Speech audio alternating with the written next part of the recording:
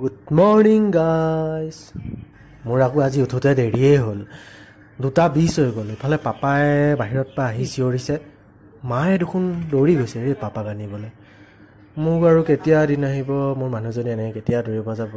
বাৰু যিয়ে হওক, হাঁহি থাকিব লাগে মানুহ সদায়। সেইকাৰণে মই হাঁহি থাকি বহুত বেছি ভাল পাওঁ। ইমান যে পেটটো কলমলাইছে নহয় আজি, কি ক'ম। কিবা বনাইছে মায়ে আজি, মজা।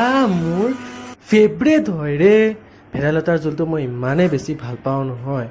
মা ভাত অকণ সৰহকৈ দিয়া মাছ পিচ যে কি ক'ম, মই খাই বহুত ভাল পাওঁ ভেদাইলতাৰ জোলটো। আপোনালোকে পায়নে মোক কমেণ্ট কৰি জনাবচোন। সন্ধিয়া অলপ এছাইনমেণ্ট কৰিলোঁ, তাৰ মাজতে আকৌ পেট পূজাও কৰিলোঁ। কি হয় বাৰু এয়া কওকচোন। ৰ'বচোন ৰ'ব, পঢ়ি থাকিলে আপোনালোকৰ মনত কি কি বাৰু চিন্তা আহে কওকচোন।